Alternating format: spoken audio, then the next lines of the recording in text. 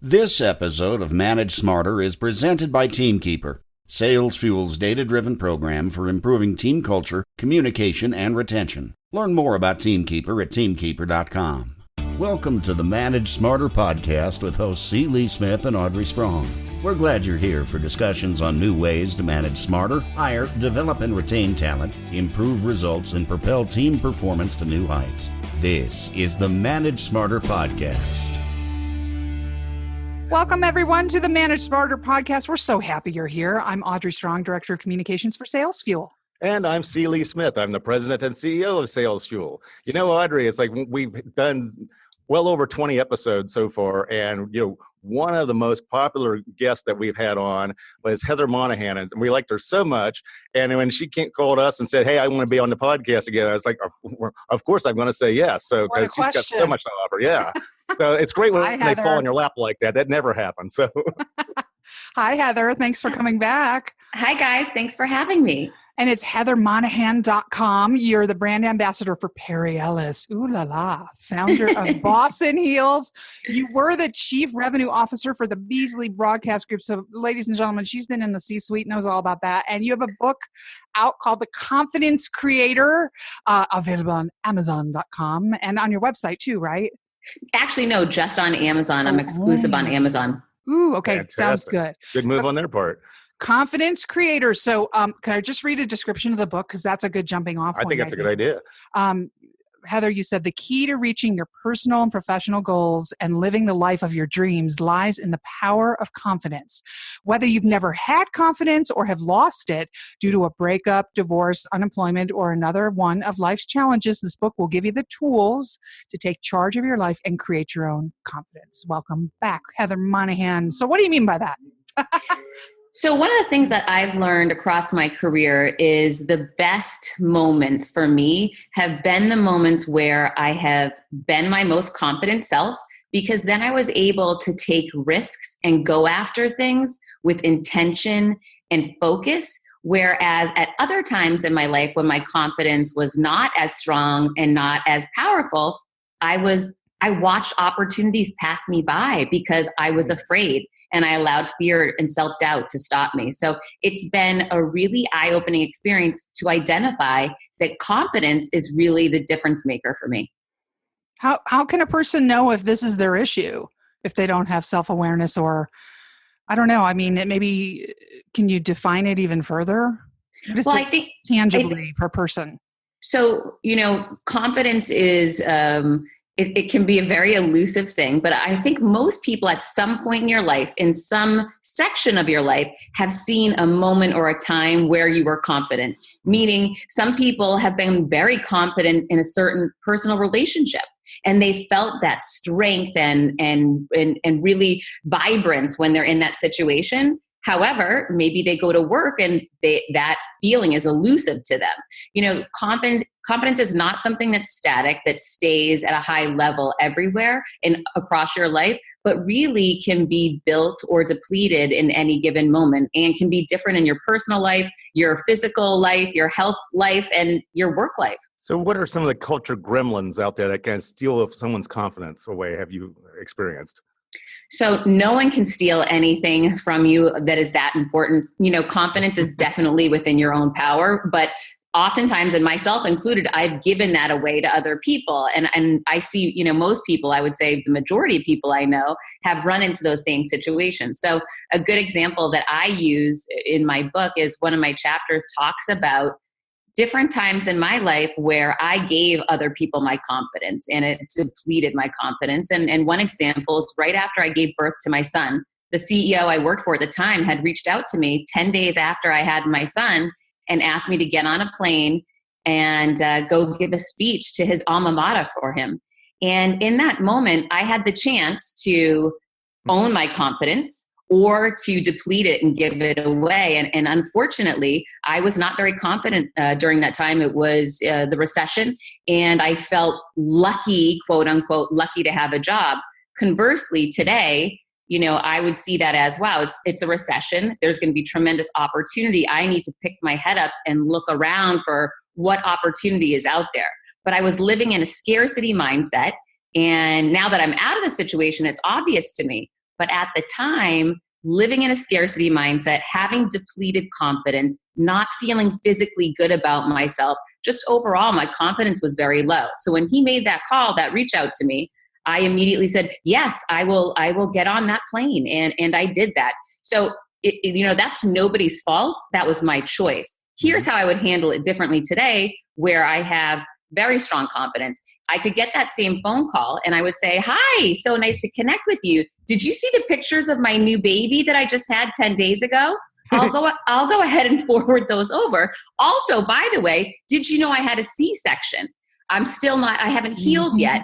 Maybe you weren't aware. And I would just have a very, nice conversation about what was going on in my life at that time in hopes that maybe that would change the conversation. If it didn't, I would take a step further and say, well, given my physical situation right now, I don't think I'm the best person to represent the company today, but there probably is somebody else out there that hasn't given birth in the past month that might be a better fit. But I would have no problem saying that. I really wouldn't, because I wouldn't be fighting with the other person. It wouldn't be out of anger, just at explaining the situation, because of course I wasn't the best representation for the company in that moment, but I wasn't in a spot where I felt confident enough to express my opinion in a calm manner. So for me, I really depleted my confidence further. And today I know different and better ways to calmly express my opinion and build my confidence. There's so many things wrong with that request when you first mentioned it, because I'm thinking, first of all, it's not your alma mater.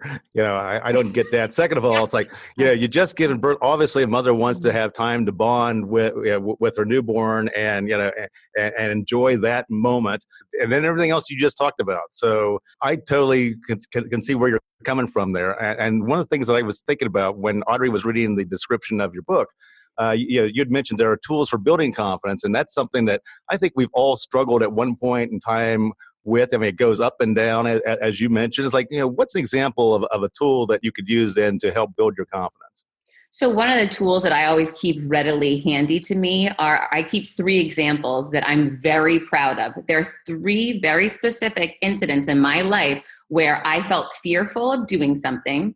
I moved through the fear and accomplished the goal, survived. And in those moments, just surviving, seeing that it wasn't as bad or scary as I thought, really built my confidence and my belief in myself.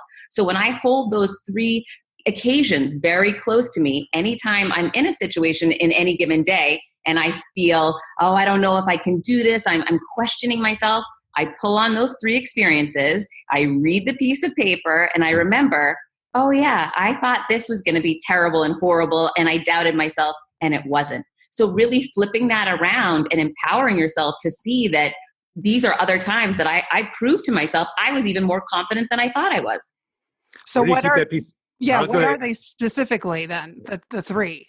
So my 3 change all the time. So, yesterday I was on the James Altucher show, which is a pretty big podcast, and he's written 19 very, very successful best-selling books. And I felt myself intimidated. He's very much an intellectual. He's not someone who's been, in the radio and media side of business.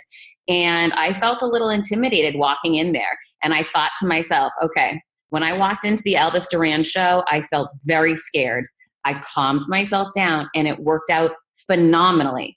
Why don't I just say to myself, the same's going to happen here? So I really channeled that experience and walked in there with that same attitude. Instead of saying, oh boy, this man is so different than me, I thought, oh boy, this is going to be so similar to the Elvis Duran experience. Okay. So you think to yourself, one of them is, what's the worst that can happen? Is sort of the question you ask yourself. Sure, always, because the reality is we're not going to die. So what's the worst that's going to happen, right? And it's that simple as asking yourself that question. Another question I like to ask myself is I lower the expectation. So instead of walking in saying, I have to be the best guest they've ever had, I say to myself, if I can reach one person in this podcast, in this event, in this interview, I've done my job, and that makes me feel great. And then that helps build confidence for me. Where do you keep that piece of paper? Well, I literally have so many of them at this point. It's crazy. I journal, and I think journal is a really important tool for everyone to use to get to know yourself better, become more self-aware, and to record these stories so that you have countless examples. So often we just forget, oh my gosh, I was really that petrified on that day going into the situation. And for me, going back to my old journals really helped me to write my book, because I was able to find so many incidents across my career and across my life where I identified a very interesting example in regards to Gordon Burrell, who's a consultant that I had worked with. Mm-hmm. And I read a chapter where he had mentored me and worked with me. And one of the things I noticed is that I wanted to speak at his LOAC event in New York, but I never asked him. And I would journal about it at night, had great meetings with Gordon, still didn't ask him to speak at the event. And as I'm reading, I'm wondering, why didn't I ask? Finally, I see that eventually he comes to another event that I was speaking at. He sends me a text, "You're a great speaker." Well, guess what? That night I sent him the ask to speak at his event.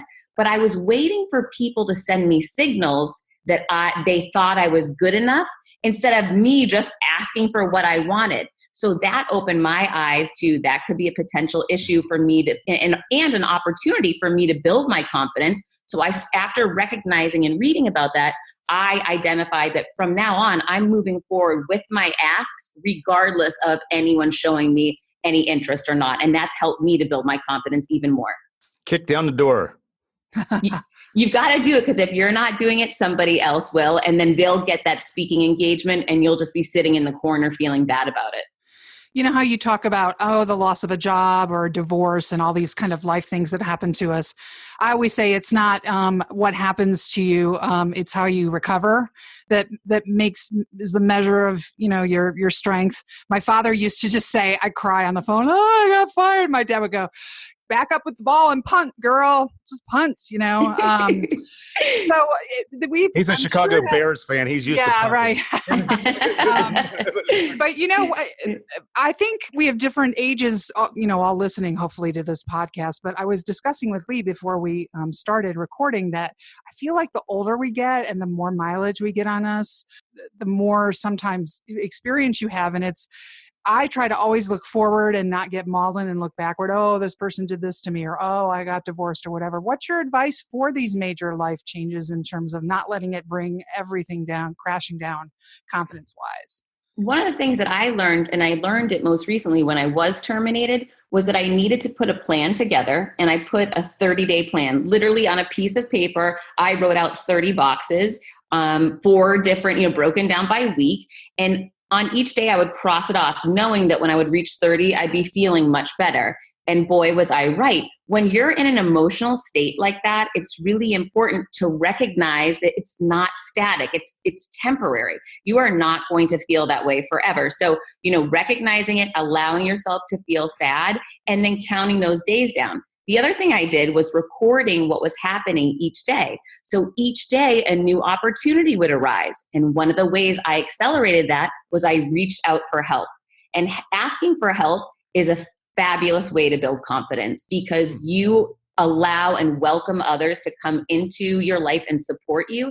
And the support that you get is overwhelming when you're in that emotional state. And that really helps you to start building confidence quickly.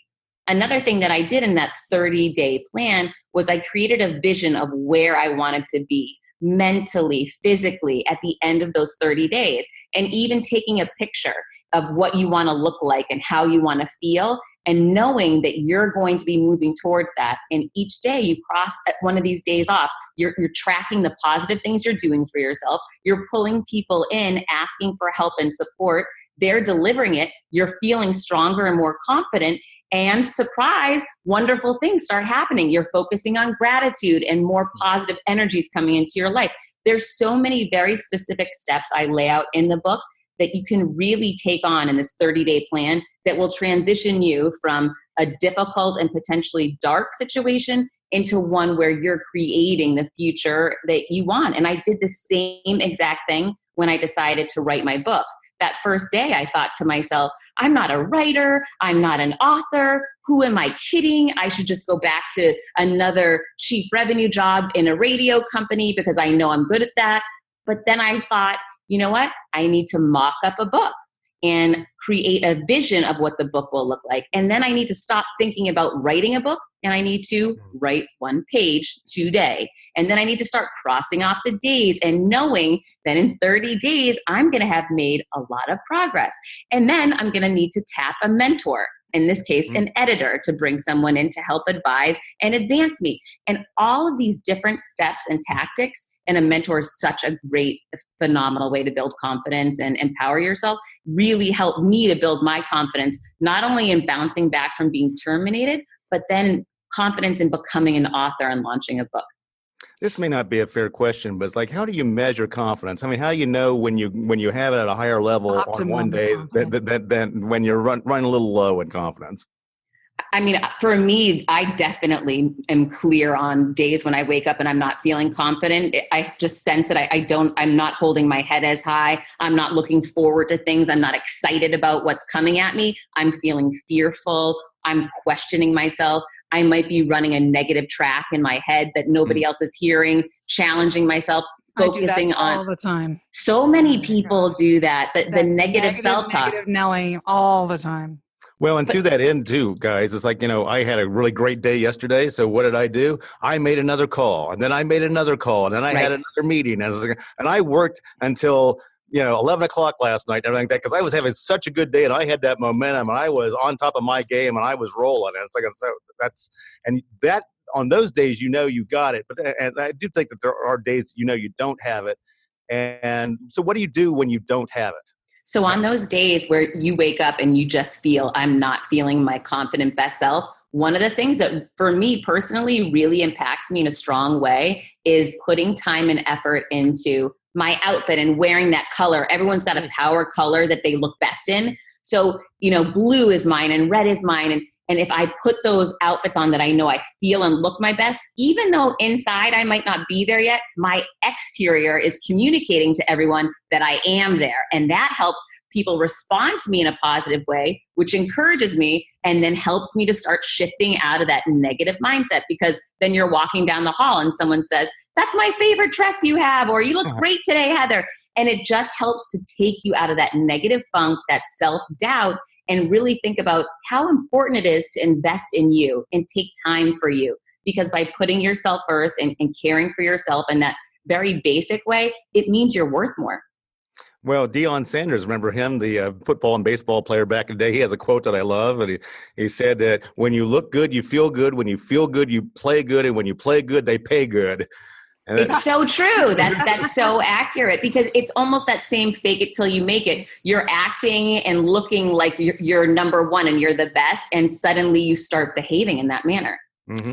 For somebody who's listening that's a little overwhelmed by doing the 30-day plan exercise, is there like a mini thing that they can do? What I'm hearing you say is that basically without confidence, you can't manifest. So is there like a mini exercise version of that somebody could try if they want to just try and, take a baby step?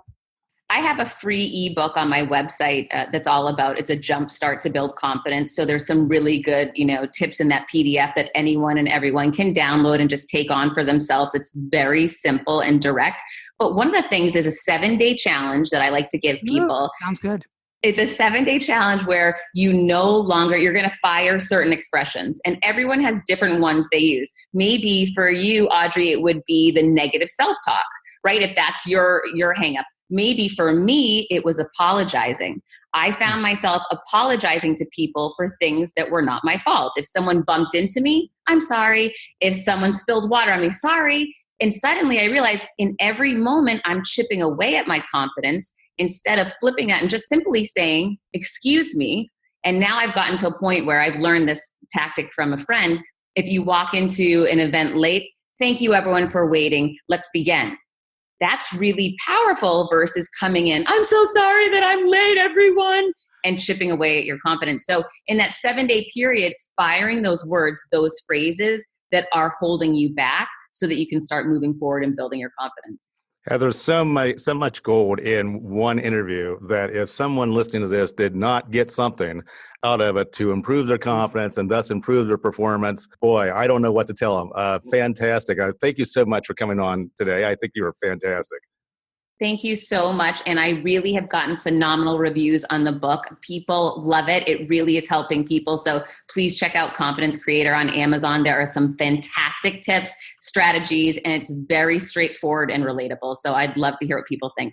That's great. So go to heathermonahan.com or amazon.com. And then for manage-smarter.com, you can get all our back episodes and also a guest inquiry form to fill out if you want to submit a guest suggestion.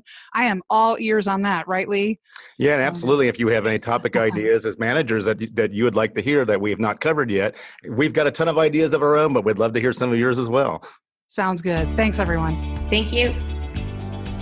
Thanks for listening. If you enjoyed the show, please rate and recommend on iTunes, Overcast, or wherever you get your podcasts. You can also get more great information at salesfuel.com.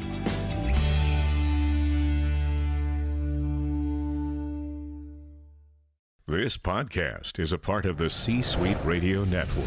For more top business podcasts, visit c-suiteradio.com.